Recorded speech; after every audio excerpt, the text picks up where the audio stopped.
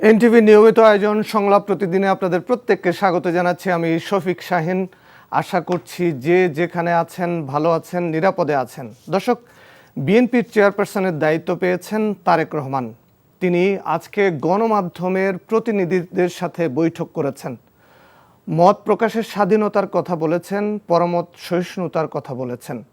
আলোচনায় জবাবে প্রতিক্রিয়া কেমন হবে, সমালোচনার জবাবে প্রতিক্রিয়া কেমন হবে সে বিষয়েও সাংবাদিকরা জানতে চেয়েছেন। আজকে সংলাপ প্রতিদিনে আলোচনা করব এই বিষয় নিয়ে। বিশ্ববিদ্যালয়গুলোর ছাত্র সংসদ নির্বাচনে একের পর এক ছাত্র শিবিরের বিজয়ের নেপথ্যে কি, আগামী জাতীয় নির্বাচনে এর প্রভাব পড়বে কিনা, ইনকিলাব মঞ্চের মুখপাত্র ও জুলাই যোদ্ধা শরীফ ওসমান হাদি কেন টার্গেট কিলিংয়ের শিকার হলেন, কেন এখনও খুনিরা ধরা ছোঁয়ার বাইরে, এসব বিষয় নিয়ে আলোচনার জন্য আমন্ত্রণ জানাচ্ছি জবানের সম্পাদক রেজাউল করিম রনি, ডাকসুর মুক্তিযুদ্ধ ও গণতান্ত্রিক আন্দোলন বিষয়ক সম্পাদক এবং ইনকিলাব মঞ্চের সংগঠক ফাতেমা তাসনিম জুমা, এবং আমাদের সাথে যুক্তরাষ্ট্রের থেকে যুক্ত হবেন হাওয়ার্ড ইউনিভার্সিটির সহকারী অধ্যাপক ডক্টর মির্জা গালিব। আপনাদের তিনজনকেই আজকের এই সংলাপ প্রতিদিন অনুষ্ঠানে স্বাগত জানাচ্ছি। আমরা শুরুতেই যেতে চাই যে একের পর এক আমরা মির্জা গালিবকে দেখতে পাচ্ছি। জনাব ডক্টর মির্জা গালিব, আপনাকে আমন্ত্রণ জানাচ্ছি। আপনি কি শুনতে পাচ্ছেন আমাদেরকে? জি শফিক ভাই, আমি আপনাকে শুনতে পাচ্ছি। থ্যাংক ইউ ভাই আমাকে ইনভাইট করার জন্য, এবং যারা শুনছেন সবাইকে আসসালামু আলাইকুম। জি, আমি রনি এবং জুমা ডক্টর মির্জা গালিবকে দিয়ে শুরু করতে চাই। জনাব মির্জা গালিব, শিবিরের একের পর এক বিভিন্ন ক্যাম্পাসে আমরা ভূমিধস বিজয়ের চিত্র দেখতে পাচ্ছি। এটার মানে কারণ কি?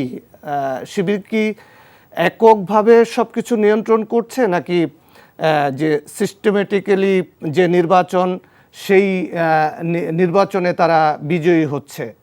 আপনার অবজারভেশনটা কি? জি, আমরা সাম্প্রতিক সময়ে বাংলাদেশে অনেকগুলো ছাত্র সংসদ নির্বাচন দেখেছি। সর্বশেষ জগন্নাথ বিশ্ববিদ্যালয়ের ছাত্র সংসদ নির্বাচনের মধ্য দিয়ে প্রায় আমার বোধহয় 5টা ক্যাম্পাস ইন এ রো, এবং সবগুলো ক্যাম্পাসে আমরা দেখেছি যে ছাত্র শিবির মোর অরলেস প্রায় প্যানেল ধরে তারা জয়লাভ করেছে। কিন্তু প্রত্যেকটা ক্যাম্পাসেই আপনার কিছু কিছু পদ স্বতন্ত্র প্রার্থী, এবং একটা বিশ্ববিদ্যালয়ে বোধহয় বড় 3টা পদের মধ্যে ছাত্রদল একটা পদ পেয়েছে।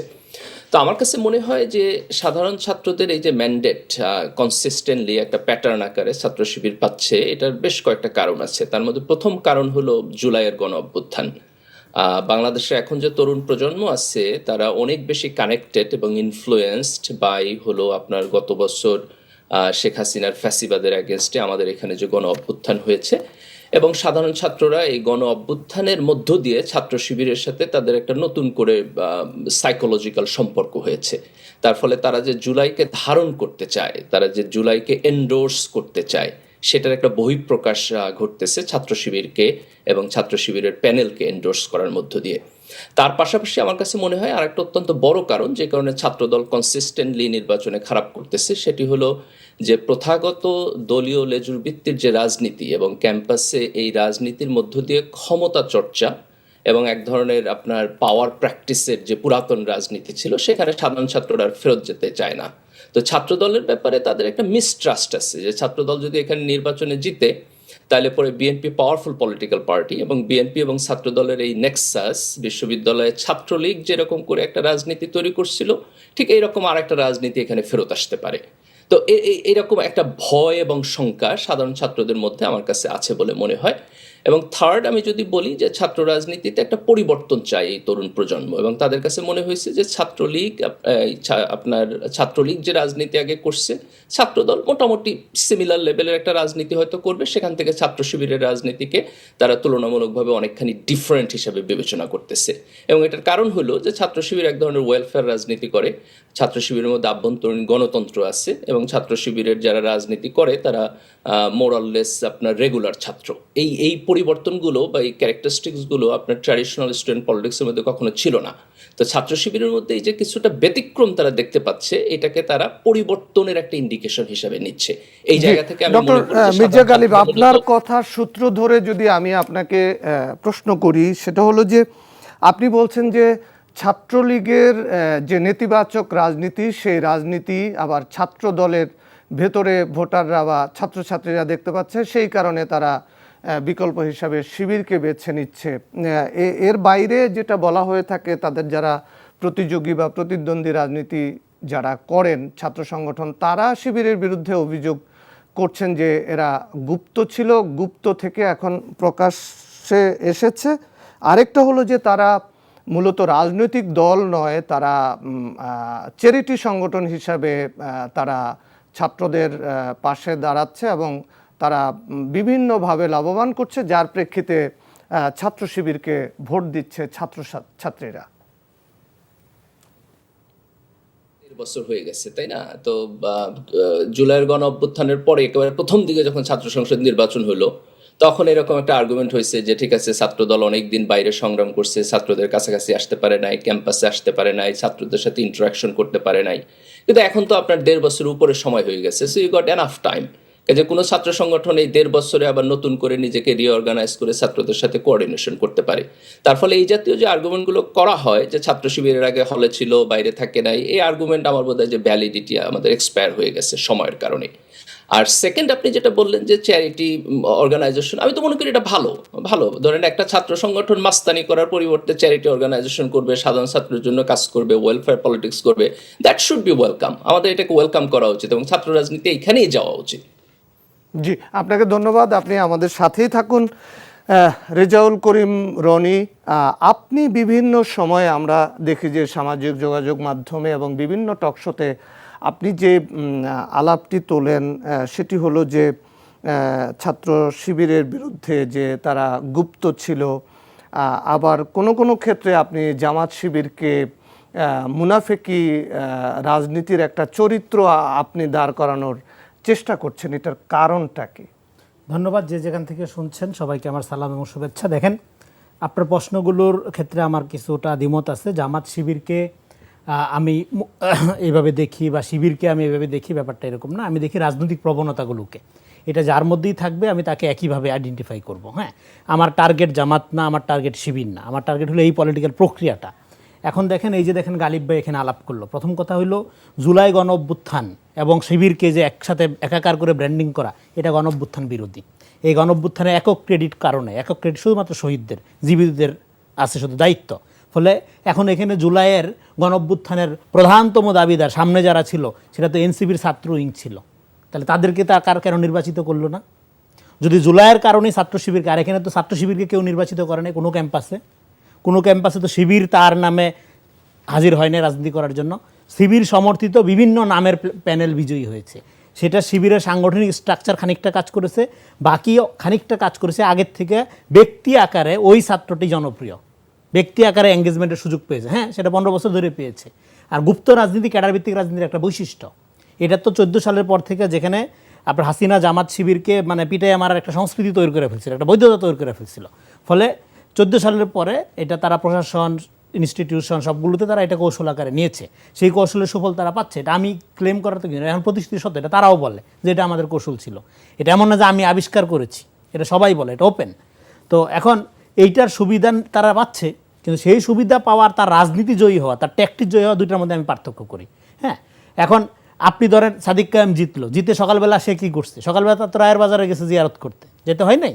তো এখন আপনি রাজাকার স্লোগান দিয়ে ধরেন জিতলেন। হ্যাঁ, কিন্তু রাজাকার ব্যাপারটা যেটা রাজাকার গৌরবের কারণে তো বলা হয়নি, বলা হয়েছিল হাসিনার যে মুক্তিযুদ্ধ রাজনীতি, মুক্তিযুদ্ধ ব্যবসা, সেটার এগেনিস্টে 24-এ যে রাজাকার বললো, এটা মুক্তিযুদ্ধের স্লোগান আকারে বলেছিল, 24-এর স্লোগান আকারে। 71-এর রাজাকারকে গৌরবান্বিত করার জন্য তো বলা হয়নি। কিন্তু পরে আপনি নির্বাচিত হয়ে আপনি তো রাজাকারের পলিটিক্সটা করলেন, কিন্তু আপনি পলিটিক্সের জন্য ব্যবহার করলেন রাজাকারের স্লোগানটা, যে হ্যাঁ আমরা রাজাকার, এটা গৌরবের ব্যাপার। নো, গৌরবের ব্যাপার আকারে পোলাপান এটা এন্ডোর্স করে নাই কেউ, কিন্তু এটা প্রতিবাদের ভাষা আকারে করেছে, শেষ করে না। এখন তারপরে এইবার আপনি এই যে ছাত্রদল, ছাত্রলীগ একই রকম, আওয়ামী লীগ, বিএনপি মুদ্রার এপিট ওপিট, এই বয়ান কাদের? বামদের।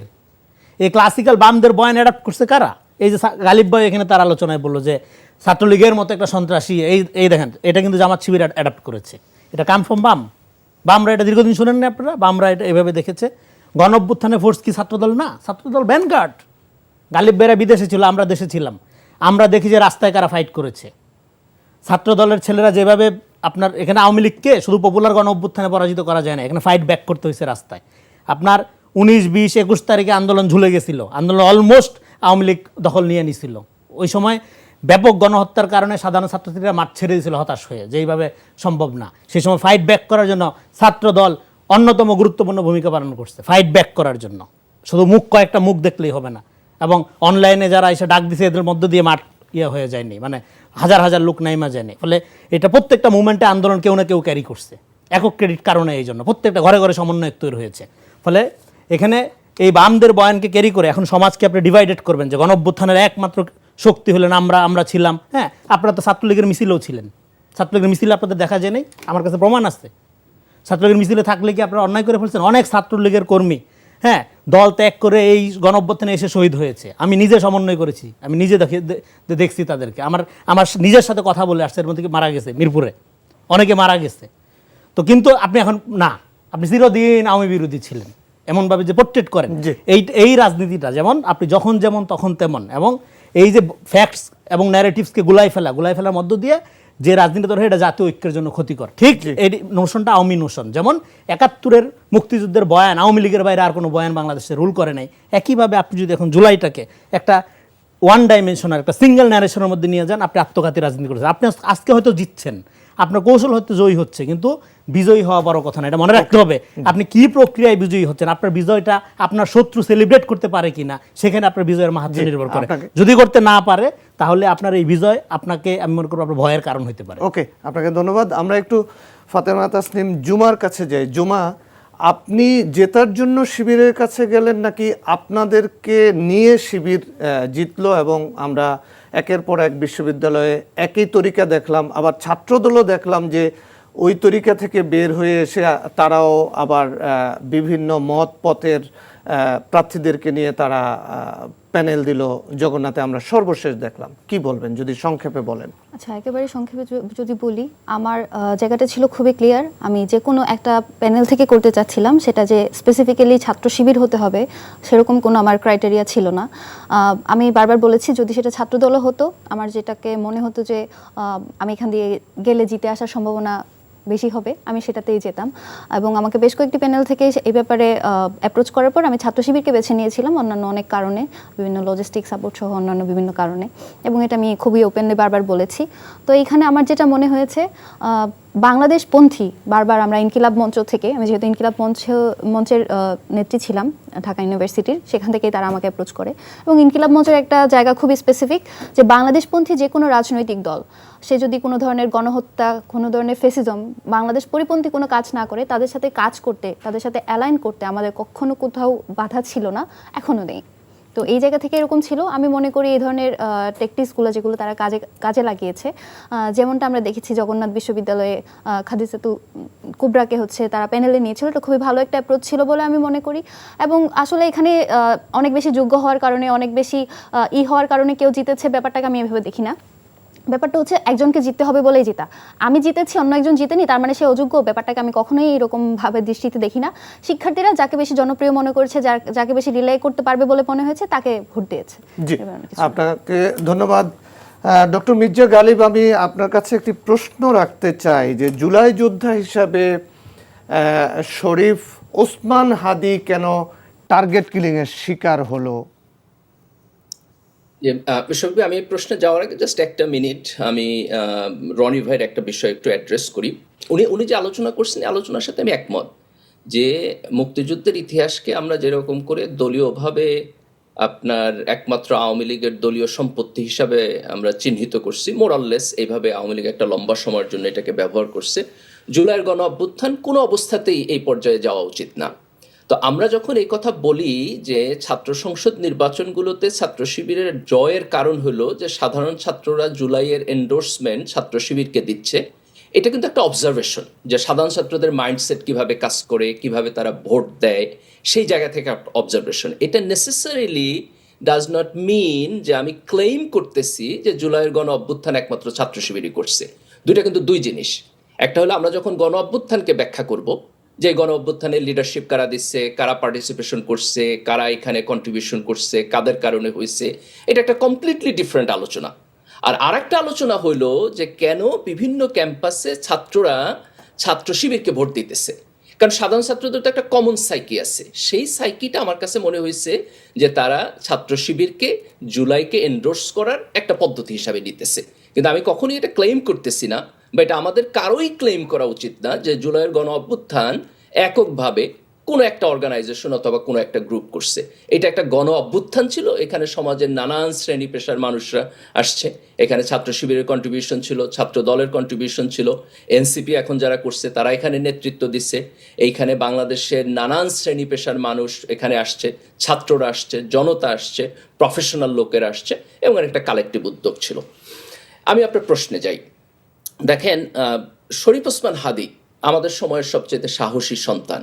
এটা আমাদের জন্য ট্র্যাজেডি যে আজকে তার নির্বাচন করার কথা ছিল। আমরা আজকে দেখতাম যে সে ভ্যানে চড়ে সাধারণ মানুষের কাছে যাচ্ছে, আমরা দেখতাম যে একটা নন পলিটিক্যাল তরুণ নেতা নতুন করে রাজনীতির গতিপথ পরিবর্তন করে দিচ্ছে। কিন্তু সেই সিচুয়েশনটা আমাদের সামনে নাই। ষড়যন্ত্রের কারণে, একটা হত্যাকাণ্ডের কারণে আমরা তাকে হারাইছি। আমরা যতটুকু দেখতেছি, দেখেন তার রাজনীতি খুব সুস্পষ্টভাবে ভারতীয় আধিপত্যবাদ বিরোধী রাজনীতি ছিল। তার রাজনীতি খুব স্পষ্টভাবে আওয়ামী লীগের ফ্যাসিবাদকে আপনার বিচারের সম্মুখীন করা, এটার পক্ষে ছিল।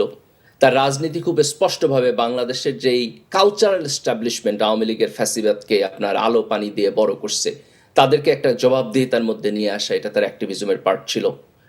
বাংলাদেশের সমাজে আওয়ামী লীগ যেভাবে ইসলামোফোবিয়াকে প্যাট্রোনাইজ করছে, মাদ্রাসার ছাত্ররা যারা কনজারভেটিভলি ইসলাম পালন করেন, যারা লম্বা করে দাড়ি রাখেন, পায়জামা পাঞ্জাবি পরেন, হিজাব পরেন, নিকাব পরেন, তাদেরকে যেভাবে আওয়ামী লীগের সময় সিস্টেমেটিকলি অপারেশনের শিকার হইতে হয়েছে, এইটার সমালোচনা সে এতটা আউটস্পোকেনলি করছে। আমরা আর কোনো তরুণ রাজনৈতিক নেতাকে এইভাবে স্পষ্টভাবে এত ক্লিয়ার আন্ডারস্ট্যান্ডিং সহকারে আমরা এটার প্রতিবাদ করতে দেখি নাই। তো আমরা প্রাইমারিলি ধরে নিতে পারি তার এই হত্যাকাণ্ড হচ্ছে এই যে তার রাজনৈতিক অবস্থান, এই রাজনৈতিক অবস্থান যাদের ভেস্টেড ইন্টারেস্টকে আপনার এফেক্ট করে, তাদের থেকে এটা হয়েছে। যতটুকু ইনফরমেশন আমাদের কাছে আসছে, আমাদের কাছে মনে হয় যে এটা আপনার আওয়ামী লীগ এবং ছাত্রলীগের একটা ক্রিমিনাল চক্র, এটা আপনার ফ্রন্টে ছিল। বাহাইন্ডে কারা ছিল এটা নিয়ে আমরা ধারণা করি যে এই হত্যাকাণ্ড আরও বড় কোনো ষড়যন্ত্রের অংশ। কিন্তু খুবই দুঃখজনক এবং খুবই আনফর্চুনেট, দেখেন আজকে এতটা দিন হয়ে গেল, কিন্তু আমরা ইন্টারিম গভর্নমেন্টের দিক থেকে এই ঘটনার তদন্ত এবং এই ঘটনায় কারা কাজ করছে, পিছনে কারা ছিল, এই ইনফরমেশনটা যেভাবে আসার কথা আমরা সেভাবে পাচ্ছি না। এবং এই যে আমরা পাচ্ছি না, এটা নানান প্রশ্নের আমাদেরকে সম্মুখীন করতেছে, নানান প্রশ্ন আসতেছে যে তাহলে কি আরও বড় কেউ এর সাথে জড়িত, কেউ কেউ ইনফরমেশনগুলো ঢেকে রাখার চেষ্টা করতেছে। এই ষড়যন্ত্রটা কি আমরা যতটুকু ভাবতেছি তার চেয়ে তো অনেক বেশি বড় ষড়যন্ত্র। দেখেন, এটা আমার জন্য প্রসেস করতে অত্যন্ত কষ্ট হয় যে জুলাইয়ের গণ অভ্যুত্থানের মধ্য দিয়ে আসা একটা সরকার ক্ষমতায়, কিন্তু সেই সরকার থাকার সময়ে ইনকিলাব মঞ্চকে শাহবাগে গিয়ে আন্দোলন করতে হয় হাদির হত্যাকাণ্ডের বিচারের জন্য। কেন এই ট্র্যাজেডি? কেন টেবিলে বসে মির্জা গালিব, আমরা আপনার বক্তব্য একদমই স্পষ্টভাবে বুঝলাম যে এটি সরকারের একটা বড় ব্যর্থতা। আমি একটু রেজাউল করিম রনি, শুধু কি শরীফ ওসমান হাদী, আমরা দেখলাম যে বুধবার রাতে ঢাকা মহানগর স্বেচ্ছাসেবক দলের সাবেক সাধারণ সম্পাদক, তাকে প্রকাশ্যে গুলি করে হত্যা করা হলো। এটি নিয়ে বিএনপির পক্ষ থেকে যেই ধরনের প্রতিক্রিয়া জানানোর কথা ছিল আমরা সেটি দেখছি না। আরেকটা হলো যে ইনকিলাব মঞ্চকে ব্যবহার করে শরীফ ওসমান হাদীর হত্যাকাণ্ডকে ভিন্ন খাতে নিয়ে কেউ কেউ লাভবান হওয়ার চেষ্টা করছে, এই অভিযোগ করেছেন ছাত্রদলের সভাপতি। এবং তিনি বলছেন যে যারা কোনো একটা বিশেষ মহল যদি এটা করার চেষ্টা করে তাহলে তাদেরকে শক্ত হাতে প্রতিহত করা হবে। দুটি বিষয় যদি আপনি বলেন। আগে একটু জাস্ট বলি, হ্যাঁ গালিব ভাই ঠিকই বলছে কথাটা, কিন্তু আমাদের অভিজ্ঞতা হলো ধরেন কোনো কিছু ন্যাচারালি ঘটে না। যেমন ধরুন এর আগে সাধারণ ছাত্রদের মধ্যে শাহবাগকে সমর্থন করা একটা ট্রেন্ড ছিল, কিন্তু সেটা কি ন্যাচারাল ছিল? নো। বাংলাদেশের প্রথম কৃত্রিম জনজাগরণ, প্রথম কৃত্রিম মব, এটা কিন্তু শাহবাগ ছিল। এটা আমাদের মনে রাখতে হবে। তো সেটা কিন্তু একটা ট্রেন্ড তৈরি করা হয়েছিল। ফলে এখন ফ্যানাটিসিজম তৈরি করে এই একটা বক্তব্যের খণ্ডিত অংশ প্রচার করে, হ্যাঁ, সত্যকে মিথ্যা, মিথ্যাকে সত্য দেওয়ার মধ্য দিয়ে পলিটিক্যাল ট্রুথ, যেটা মিথ্যার চেয়ে ভয়ঙ্কর, এটা করার মধ্য দিয়ে আপনি এটা করছেন কি না সেটাও একটা প্রশ্নের দাবি থাকবে। হ্যাঁ, সেটাও দেখতে হবে, কারণ সব কিছু সাধারণভাবে এটা ফরইভার দিচ্ছে কিনা। এবং জুলাই গণ অভ্যুত্থানটার আলোকে যদি আপনি এই যে জুলাই গণ অভ্যুত্থানের সরকার, সেই যদি এটা প্রতিনিধিত্ব না করে, তার আলোকে যদি দেশ না চলে, আজকে যদি উসমান হাদিদের নিয়ে আমাদের এই কথা বলতে হয়, তাহলে জুলাই গণ অভ্যুত্থানের এই আপনার ধরেন যে এটার ধারক বাহক একটা সিঙ্গেল পলিটিক্যাল পার্টি হয়ে যাবে। হ্যাঁ, এটা কোয়াইট আনন্যাচারাল, কারণ সম্মিলিতভাবে যে যাদেরকে আমরা ক্ষমতায় পাঠাইলাম তারাই দেখতেছে না, হ্যাঁ, আর ক্ষমতায় নাই অলরেডি, হ্যাঁ, এবং একটা ক্যাডার ভিত্তিক ইডিওলজিক্যাল সংগঠন, যার মধ্যে দেখেন যে কোনো ডেভেলপমেন্ট, আপনার ডেভেলপমেন্টের আলাপটা যদি আমরা করি, আমরা প্রত্যেকটা দলকে বলতেছি, শুনতেছি না এখন যে তারা এই করবে সেই করবে। Development should be inclusive. যে পার্টি ইনক্লুসিভ না তার ডেভেলপমেন্ট হবে। আওয়ামী লীগের আমার ডেভেলপমেন্ট হয় নাই, ছাত্রলীগ যুবলীগের প্রচণ্ড ডেভেলপমেন্ট হয়েছে।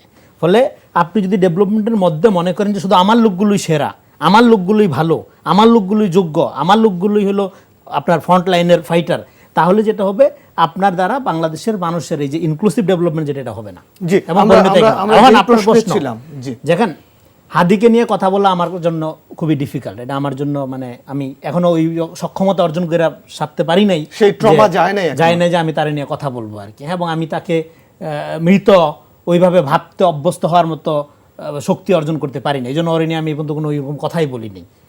এবং খুনের পর খুন, এবং এই খুনের পর খুন, হাদি হত্যার বিচারটা যদি হইতো, তাহলে আজকে যে বলেন, হ্যাঁ, এই স্বেচ্ছাসেবক দলের একজন হত্যা করে, এর আগে ঢাকার বাইরে কয়েকটা জায়গায় কিভাবে অতর্কিতভাবে গুলি করা হচ্ছে, হ্যাঁ, এইটা এর আগেও যে আপনার ধরেন সাম্য হত্যাকাণ্ড হয়েছে, এর আগে ছাত্র দলের কয়েকজনকে ঢাকার বাইরে কয়েকটা ক্যাম্পাসে প্রাইভেট ইউনিভার্সিটিতে একইভাবে হত্যার শিকার মানে হত্যা করা হয়েছে।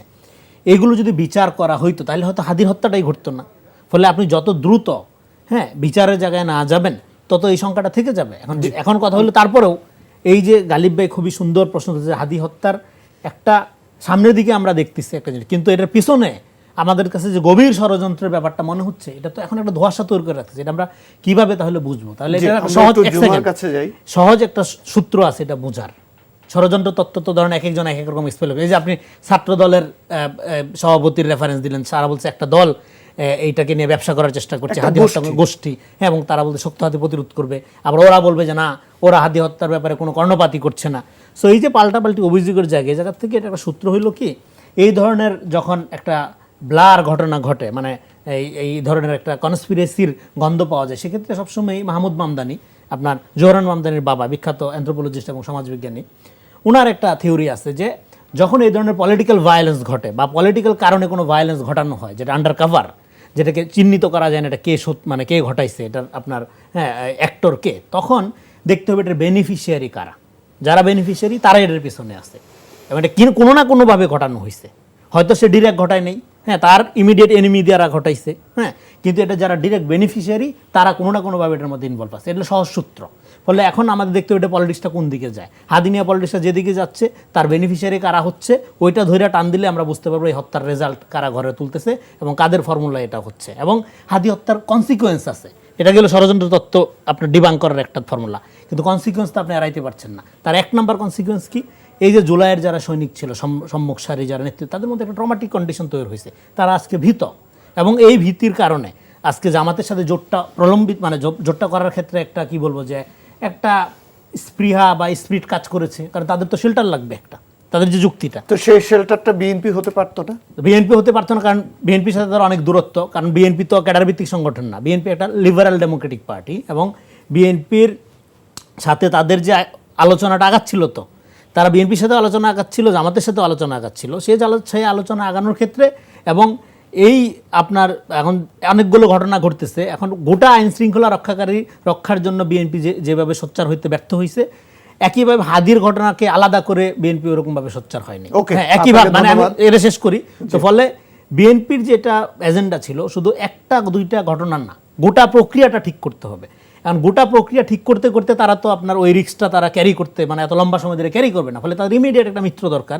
সেই মিত্র কারণে তাদের অনেক শঙ্কা, তারা যে জামাতকে একদম মানে আপনার এটা পলিটিক্যাল কোনো ঐক্য করছে তা না, তারা বলতেছে এটা ইলেকটোরাল জোট, কিন্তু সেটা কেন করছে? হাদির মৃত্যু এখানে প্রভাবিত করছে তাদেরকে, তারা ট্রমাটিক হয়েছে, তারা ভীত হয়েছে, একটা তাদের মধ্যে একটা ভয় জাগ্রত হয়েছে। ফলে আমি বলতেছি হাদির মৃত্যুর অনেকগুলো কনসিকুয়েন্স আছে, কনসিকুয়েন্সের মধ্যে এটাও একটা যে এই জোটটা করার ক্ষেত্রে তাদের প্রয়োজনীয়তা অনেক বেশি তারা অনুভব করছে, যে তারা ইমিডিয়েট তাদের জন্য। আপনাকে ধন্যবাদ।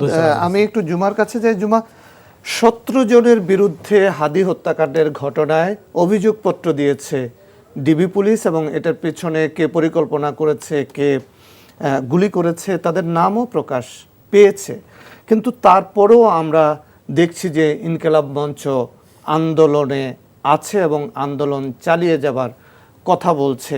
ঢাকা মহানগর গোয়েন্দা পুলিশ অভিযোগপত্র দিয়েছে, হাদি হত্যাকারীদের চিহ্নিত করেছে, গ্রেপ্তার করেছে। তারপরেও আপনাদের আর কি চাওয়া আসলে? একেবারে যদি শুরু থেকেই বলি, গ্রেপ্তার করেছে একেবারে যে লাস্ট স্টেজে যে ছিল ফয়সাল করিম মাসুদ, তাকে কিন্তু গ্রেপ্তার করতে পারেনি, এবং সে কোথায় আছে সেটা সুস্পষ্ট বক্তব্য এখন পর্যন্ত দিতে পারেনি।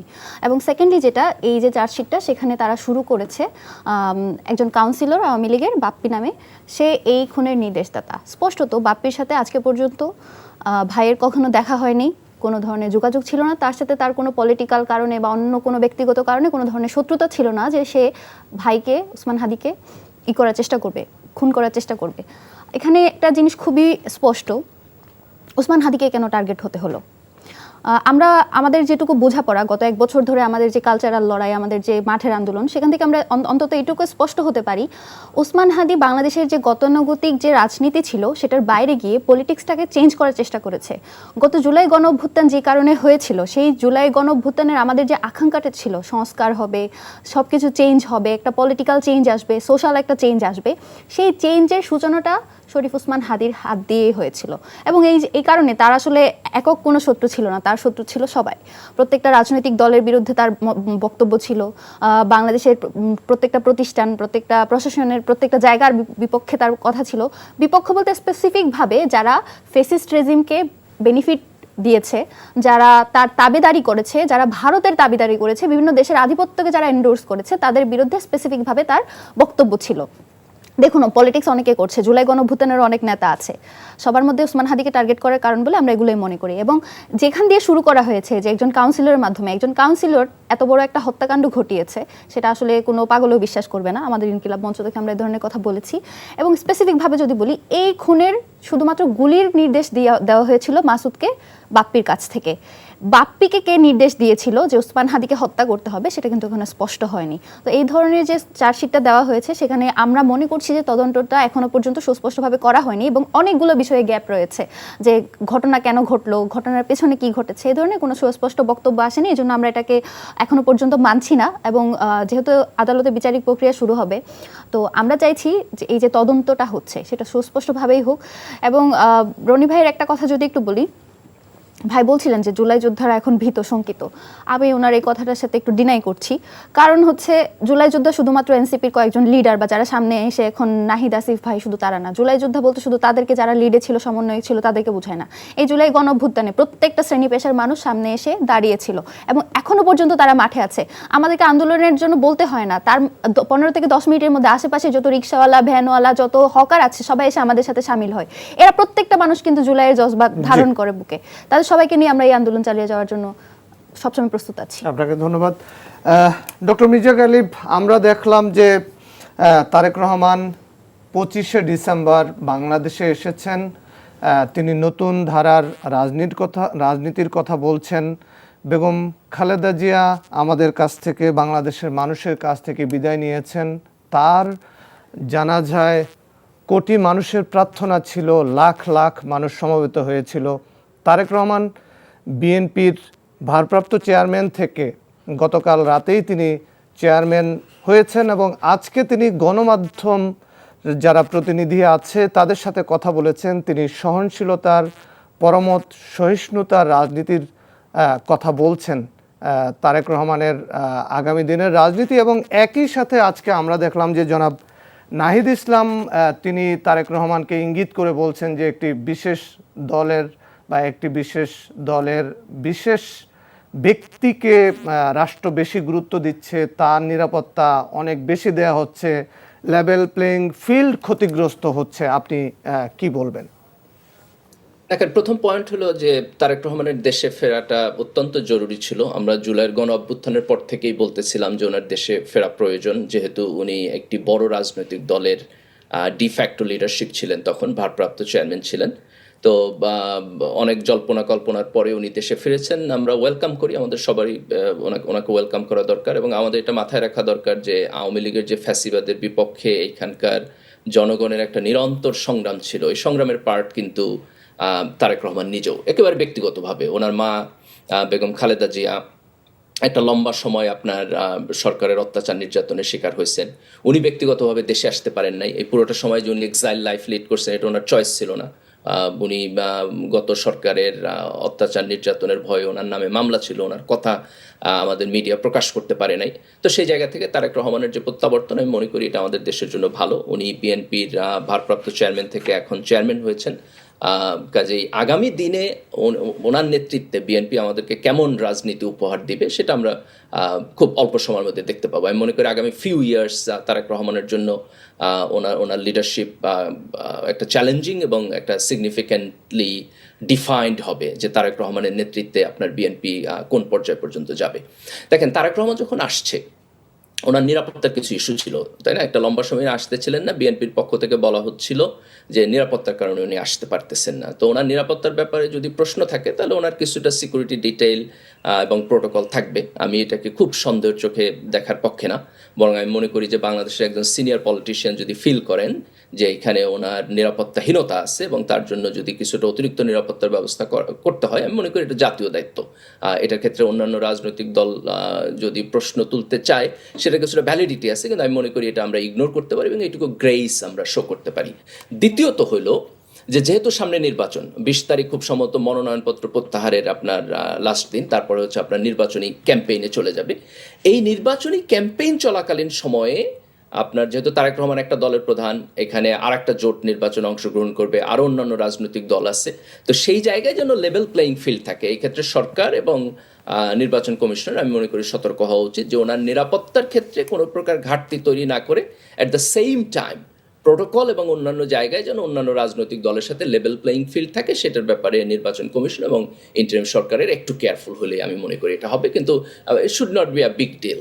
ওনার নিরাপত্তা তো সিকিউরিটি শুধু ওনার একার না, বিএনপিরও একার না, এটা দেশের জন্য একটা জরুরি জিনিস। জি, আপনাকে ধন্যবাদ, আপনি আমাদের সাথেই থাকুন। আমি যাচ্ছি রেজাউল করিম রনি। আপনি আজকে যেই অনুষ্ঠানটি বনানীতে হয়ে গেল, সেখানে আপনি নিজেও উপস্থিত ছিলেন এবং আপনি ওপেনিং বক্তা ছিলেন সেখানে। তো আমরা দেখলাম যে আজকে গণমাধ্যম কর্মীরা, সম্পাদক এবং মালিক পক্ষ না, কিন্তু আমরা মাঠের যারা গণমাধ্যম কর্মী, তারা দেখলাম যে অনেক মন খুলে কথা বলেছে তারেক রহমানের সাথে, এবং তারা বলেছে যে শেখ হাসিনার দরবারে গণভবনে যে তেলের ড্রাম নিয়ে যেত সাংবাদিকরা, দূর ভবিষ্যতে তারেক রহমানকে এই ধরনের তেল দিতে হবে কিনা বা এই তেল তিনি নেবেন কিনা, মানে সেইখানকার দৃশ্যপটটা এবং পরমত সহিষ্ণু যে রাজনীতির কথা তারেক রহমান বলেছেন এবং সহিংসলতার এবং সমালোচনা গ্রহণের কি কথা বললেন তারেক রহমান? ধন্যবাদ। দেখেন, এখানে আমি একটু ঝুমার রেসপন্স করি আপনার। আমি কিন্তু এটা আমি বলি নাই যে জুলাই যোদ্ধারা শঙ্কিত। জুলাই যোদ্ধা বলতে সাধারণ মানুষ যারা রিক্সাওয়ালা, ভ্যানওয়ালা, হকার অংশগ্রহণ করেছে তারা শঙ্কিত, সেটা কিন্তু আমি বলি না। আমি বলেছি এটা সামনের সারি নেতৃত্বদানকারী অনেকে নিজেরাই বলেছে, নিজেরা মিডিয়াতে বলেছে, তারা টকশোতে আলাপে বলেছে, সংবাদ সম্মেলনে বলেছে, তারা নিজেরাই শঙ্কিত ফিল করেছে এবং সেটা তারা কিন্তু দিন সন্ধ্যায় প্রতিবাদী। হ্যাঁ, আপনারা ধরেন যেদিন হাদি মারা গেছেন খবর আসলো সিঙ্গাপুর থেকে, তখনই কিন্তু আমরা সবাই বলেছে এটা, হ্যাঁ, শঙ্কার কথা, মানে ফ্রন্টলাইনে সবাই বলেছে। ফলে এটা আমি ওই সাধারণ মানুষ যারা তারা ভীত নো, সাধারণ মানুষ যে কোনো অন্যায় বারবার প্রতিরোধ করবে, এটাই বাংলাদেশের সাধারণ মানুষের স্পিরিট। দেখেন, হ্যাঁ, আজকে আমি ছিলাম এবং আমি আমার ওপেনিং বক্তৃতায় আমি বাংলাদেশের গণমাধ্যম নিয়ে আমার যে দীর্ঘদিনের পর্যবেক্ষণ, আমি একজন ক্ষুদ্র সংবাদকর্মী এবং আমার সাংবাদিকতার প্রায় 20 বছরের বেশি আপনার এই পেশা জীবনে আমি কাটাচ্ছি। তো আমি লম্বা সময় আমার গুম নিয়ে রিপোর্ট করার কারণে আমার পত্রিকা বন্ধ করে দেওয়া হয়েছে এবং আমি যে অবস্থার মধ্যে ছিলাম আপনারা অনেকেই জানেন, সেগুলো পার্সোনালি না বলি আর। তো আমি যেটা বললাম যে দেখেন, এখানে 1/11-এর সময় থেকে চরিত্র হননের যে একটা রাজনীতি ছিল সাংবাদিকতার মাধ্যমে, সাংবাদিকতার সুতা ধরে এই যে ন্যারেটিভ পলিটিক্স বিল্ড আপ করা, এবং সেই ন্যারেটিভ পলিটিক্সের মধ্য দিয়ে সবসময় এখানকার বাংলাদেশপন্থী শক্তিকে টার্গেট করা হয়েছে এবং সেটা এখনও পর্যন্ত চলমান। এবং গোয়েন্দা সংস্থাদের সংগ্রহীত রিপোর্ট ওই সময় যারা আপনার সাপ্লাই করে চরিত্র হননের রাজনীতিটা করেছে, হ্যাঁ, সেটার বাইপ্রোডাক্ট কিন্তু আজকে সোশ্যাল মিডিয়াতে ফটোকাট সাংবাদিকতার নামে অন্য আরেকটা আল্ট্রা ফ্যাসিস্ট গ্রুপ কিন্তু করছে, হ্যাঁ। ফলে এই যে আপনার পুরা মিডিয়া সংস্কৃতিটা, এটা যে একটা ফ্যাসিবাদের মধ্য দিয়ে টিকে থাকার মধ্য দিয়ে এখানে ফ্যাসিবাদকে পরিপুষ্ট করেছে অ্যাট দ্য সেম টাইম। কারণ পৃথিবীর কোনো দেশে স্বাধীন গণমাধ্যম এবং ফ্যাসিবাদ দুইটা একসাথে চলতে পারে না। যেহেতু এখানে একটা ব্রুটাল ফ্যাসিবাদ ছিল, তাহলে আমাদের গণমাধ্যম ইন্ডাস্ট্রিকে আপনার এই স্বাধীন মিডিয়ার কর্মী যারা, তাদেরকে প্রথমে এটা অ্যাডমিট করতে হবে যে আমাদের এখানে কোনো স্বাধীন মিডিয়া ছিল না। কারণ স্বাধীন মিডিয়া এবং ফ্যাসিবাদ দুইটা একসাথে এক্সিস্ট করতে পারে না। যেহেতু ফ্যাসিবাদ কায়েম হয়েছিল, তার মানে স্বাধীন মিডিয়া ছিল না। তাহলে 5 তারিখের পরে আমাদের এটা বিরল ব্যতিক্রম বাদে আমাদের প্রথমে স্বীকার করতে হবে যে আমাদের এখানে মিডিয়া স্বাধীনভাবে ফাংশন করতে পারে নাই। তাহলে 5 তারিখের পরে মিডিয়া স্বাধীনভাবে ফাংশন করার জন্য যেটা প্রথমে রিয়েলাইজ করতে হবে, যেটা আমার আলোচনায় আমি বলেছি, মিডিয়া কি করে, মতামত, পারসেপশন, সংস্কৃতি, দর্শন, ধারা সমাজে তৈরি করে এবং জনগণকে শিক্ষিত করার একটা কাজ করে। এবং মিডিয়া সাংস্কৃতিক পরিমণ্ডল বিনির্মাণে একটা গুরুত্বপূর্ণ ভূমিকা পালন করে। কিন্তু মিডিয়া নিজে খোদ যে সংস্কৃতি ধারণ করে, সেটা কি গণতান্ত্রিক? এই প্রশ্নটা আমি রেখেছি। এবং মিডিয়া নিজে যদি তার সংস্কৃতি, হ্যাঁ, একটা আওয়ামী সংস্কৃতি, একটা ফ্যাসিবাদী সংস্কৃতি বা একটা ফ্যাসিবাদী কালচারাল বয়ান সে যদি নিজে ধারণ করে বসে থাকে, তারপরে সে যদি গণতন্ত্রের কথা বলে, সে যদি আপনার মত প্রকাশের স্বাধীনতার কথা বলে, তখন যেটা হয়, তখন তারা লিবারাল ফ্যাসিজম চায়, আসলে তারা গণতন্ত্র চায় না। ফলে এই জন্য 5 তারিখের পরে আমাদের যেটা দরকার, মিডিয়াকে প্রথম রিয়ালাইজ করতে হবে তাদের 15 বছরের ফেলিয়ারের ফলে কী ক্ষতি হয়েছে। শুধু হাসিনার ব্রুটাল ফ্যাসিবাদ এক্সিস্ট করেছে, মানুষের জীবন নষ্ট হয়েছে, মানুষের গুম খুনের মধ্য দিয়ে অবর্ণনীয় দুর্ভোগ নেমে আসে হাজার হাজার পরিবারের মধ্যে, তাই না? সমাজের পুরো মোরাল ফ্যাব্রিক ভেঙে পড়েছে। যখন একজন সাংবাদিক প্রকাশ্যে গিয়ে এরকম নগ্নভাবে মিথ্যা কথা বলে, প্রকাশ্যে গিয়ে এরকম একটা খুনি, হ্যাঁ, আপনার স্বৈর শাসকের প্রশংসা করে, তখন সমাজে অন্য কোনো মানুষ আর এথিক্স নিয়ে টিকে থাকার প্রয়োজন বোধ করে না, হ্যাঁ। ফলে সেটার অবসানের ক্ষেত্রে তারেক রহমান নিজে আপনার কি করতে চায় দেখেন। Tarique Rahman is very simple man. উনি কোনো আয়রন ম্যান না, উনি চিৎকার দিয়ে কথা বলেন না, উনি কতগুলো কর্মসূচি ভিত্তিক রাজনীতি করেন। উনি কোনো বাকুয়াজির রাজনীতি করতে চান না, ওনার কথায় যেটা। এবং ওনাকে একজন মাননীয় সম্বোধন করে একটা প্রশ্ন করে থামিয়ে দিয়ে রিকোয়েস্ট করেছেন, প্রয়োজন দয়া করে মাননীয় বলবেন না, দেখেন।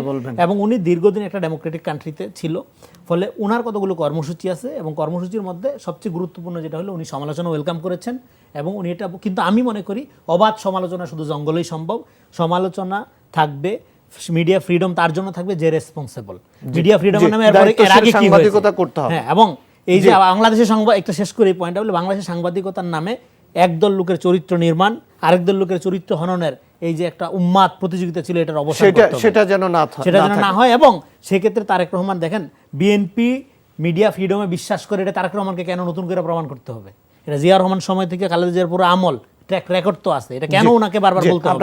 এটা দায়িত্ব, শুনেন, মিডিয়া স্বাধীনতা নিশ্চিত করার ব্যাপারটা আর তারেক রহমান বিএনপির উপর নির্ভর করে না। কারণ মিডিয়া স্বাধীনতার ব্যাপারে তারা অতীতেই পরীক্ষিত, তার মধ্যে একটা গণঅভ্যুত্থান হয়ে গেছে। ফলে তারেক রহমান নিজে বলেছেন 5 তারিখের আগে ফেরত যাওয়ার আর কোনো সুযোগ নাই। ফলে মিডিয়া স্বাধীনতার ব্যাপারে বিএনপি, তারেক রহমান এগুলো নিয়ে কোনো প্রশ্ন নাই। প্রশ্ন হইল আমাদের খাসিলত আমরা ঠিক করছি কিনা, আমরা তেলের ডিব্বা রাইলা দেই কিনা। জি, ধন্যবাদ, অসংখ্য ধন্যবাদ ডক্টর মির্জা গালিব, রেজাউল করিম রনি এবং তাসনিম ফাতেমা জুমা। আপনাদের 3জনকে অসংখ্য ধন্যবাদ জানিয়ে আজকে এখানেই শেষ করছি। দর্শক, এই ছিল আজকের সংলাপ প্রতিদিনের আয়োজন। আপনারা যে যেখানে আছেন ভালো থাকবেন, নিরাপদে থাকবেন।